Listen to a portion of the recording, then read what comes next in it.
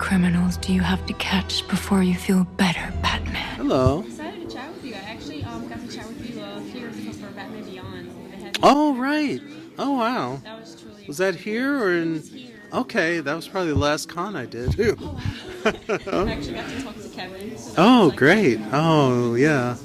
beautiful moment. Oh, Kevin, yeah. Trevor. Oh, yeah, he was great. It's also amazing speaking to you again because your career is absolutely incredible. You're literally the face of DC. Right now, you're a producer and showrunner for Geek, Crusader, and you've had such an impressive career from animation, writing, directing, DC Universe animator in movies. You worked alongside Bruce Timm. Yeah. You took over as supervising producer. What can you tell us about your overall experience working for DC and how you think the industry has changed over time? Wow. Well, I mean, DC was my, that was my youth as far as comic books go. I mean, I, collected the other guys too, but it seemed like all the characters I gravitated with were in DC, especially Batman.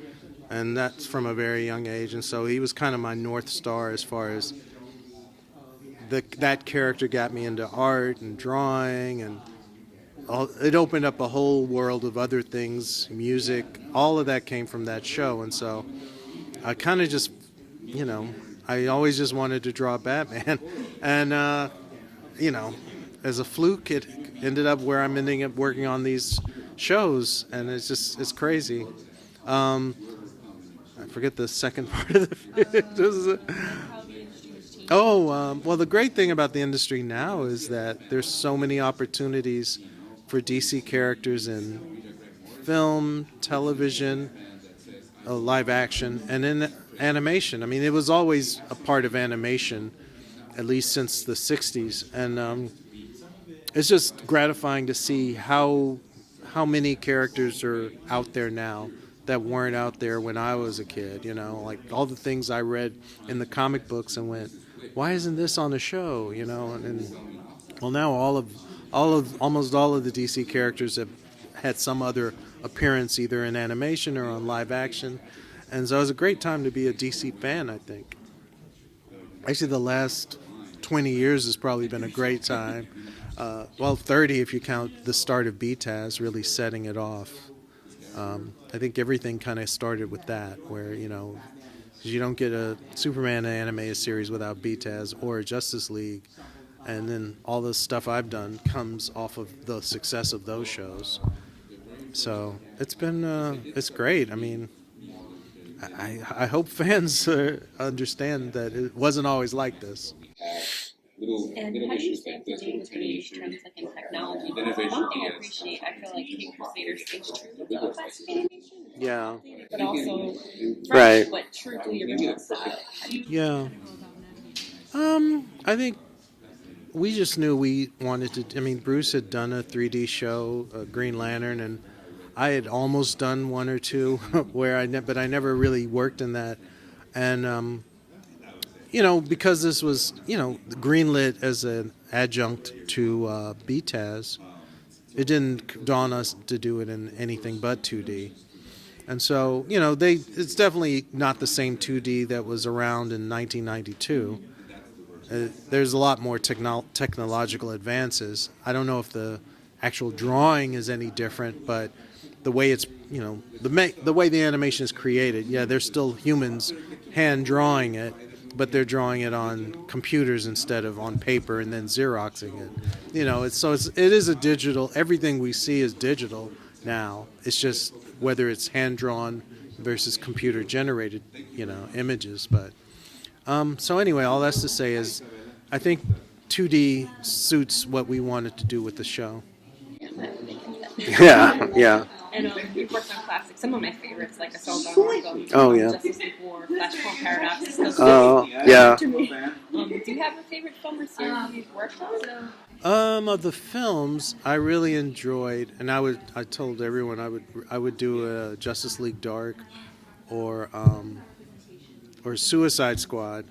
Like those two, I mean, we did a couple of Justice League Darks and we did a couple of Suicide Squads, Assault on Arkham, and then I did one, God, what's it called?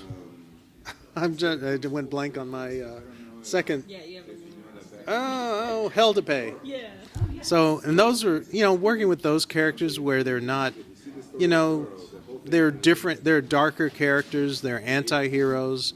Some of them are magic based, some of them are, like the Suicide Squad's great because they're basically villains who have to do something good. And they're complex and they're different degrees of moral. Like some of them actually have moral compasses and others don't. But they're interesting, and Justice League was fun in that I kind of leaned into the ensemble of it all. Like it's like a workplace comedy with them sometimes. But my favorites would be Suicide Squad and Justice League Dark. I could have done those movies, and of course Batman Anything is going to be the next on the list. So. And lastly, in terms of like acquiring characters and like comic runs, in terms of like adaptations, how do you kind of navigate working with comics?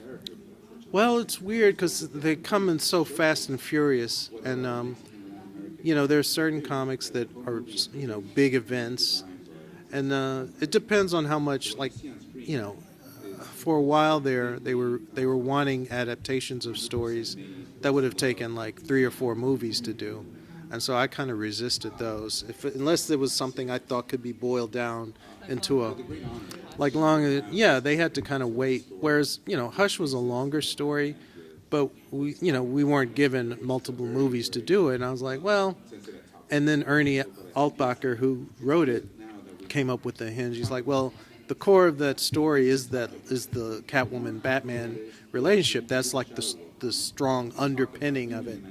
The mystery wasn't that big a mystery, to be honest. And so when he pitched the love story aspect as a focal point that we could pull out of that and still have some of the touch points in the rest of the story, I was like, well, we can do this. It fit into a 80-minute running time.